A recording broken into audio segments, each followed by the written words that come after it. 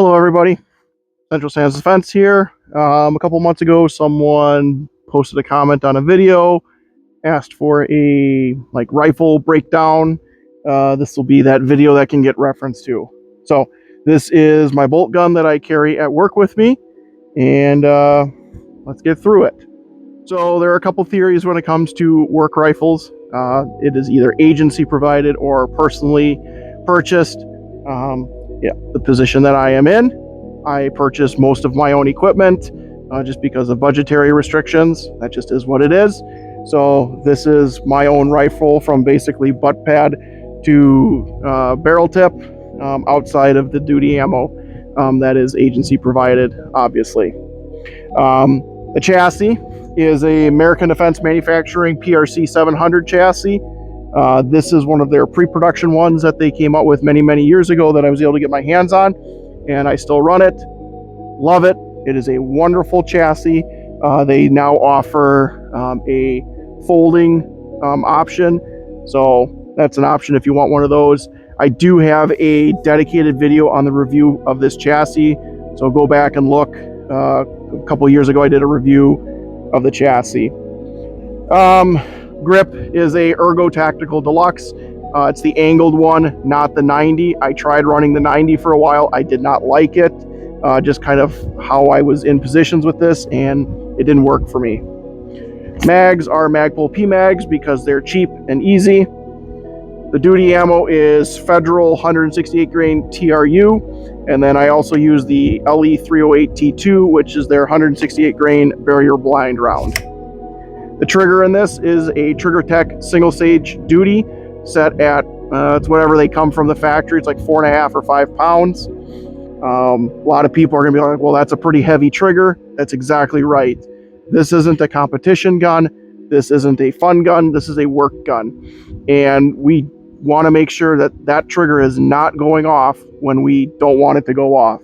So the trigger set for a precision rifle, pretty heavy, but this rifle still punches itty bitty holes in the paper.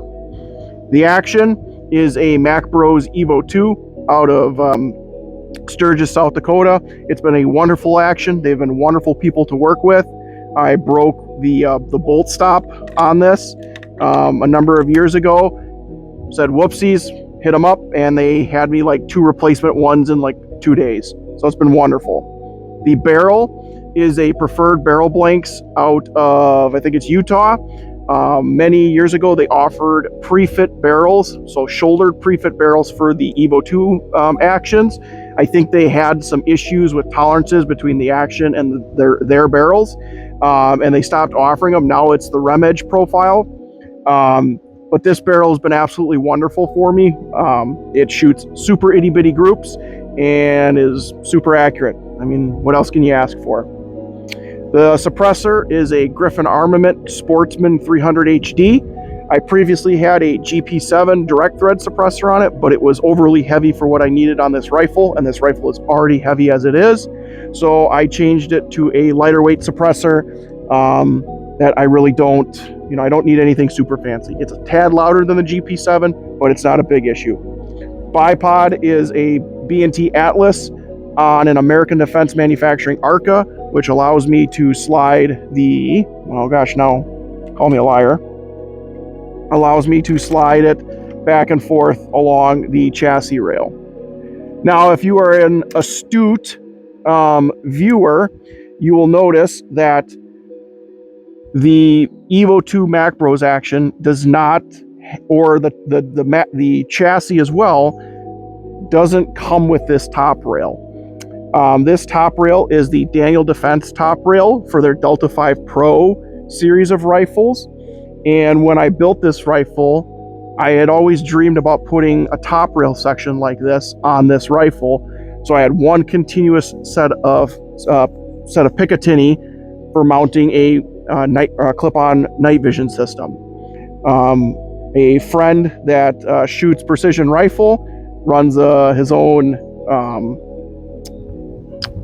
what do you want to call it, gunsmithing company. I hit him up, said this is my idea, sent him my action with the chassis and the rail, and he was able to reuse 3 of the holes in the action, re-drilled one, tapped them, and now I have a continuous section of Picatinny for clip-on night vision optics. The mount is from F3R Machine. They are out of Wisconsin. Just like a dude in his garage, basically. I've got a couple of his mounts, absolutely wonderful mounts.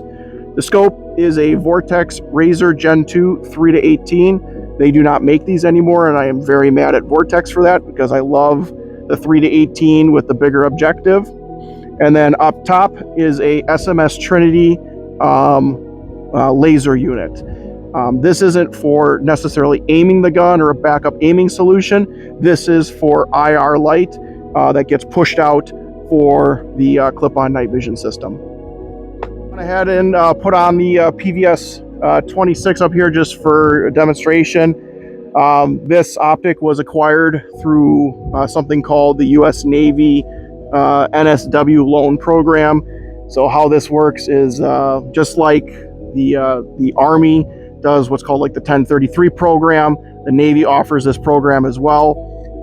And I was able to get a PVS, so this is not a 26, sorry, this is a 22, a PVS 22 through the loan program. So every year it's like a renter's fee.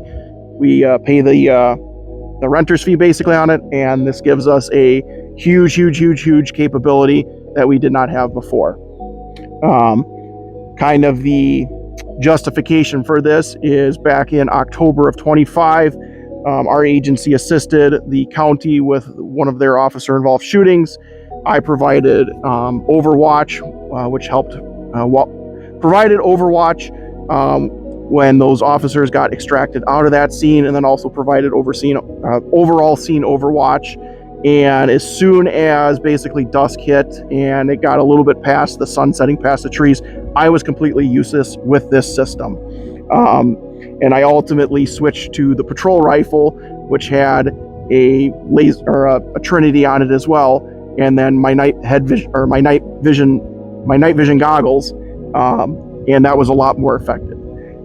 Having this would have solved that issue, and that was the justification for it. The nice thing about the Navy program is if you only need one of them, you pay $300. If you need two, it's an additional $300, and so it's like it's $300 per item. We only need one because we are super small agency, so only need one. Well, guys, I hope that was an informative, educational, mind-bending experience on the rifle, or the sniper rifle, sniper weapon system, bolt gun, precision, whatever you want to fucking call it, that I carry with me. How I carry it, I don't use a hard case. There's not room in the squad car. I keep it in a soft case, vertically stacked behind the driver's seat with a deployment bag that I pull out of the rear seat behind me. That's worked. I've had zero issues with this system, keeping zero in that way. I do not like trunk-mounted guns or trunk-kept guns. I think it takes too long to deploy them. And also it is an officer safety issue because I'm having to go to the rear of the vehicle to get those items, whereas instead I can pull up to a scene and be shielded by basically the entire length of the car if I'm parked sideways or at an angle, and have some concealment in there as well. Other than that, that's about it. It's a gun. It shoots bullets. That's what it does. Thanks for joining.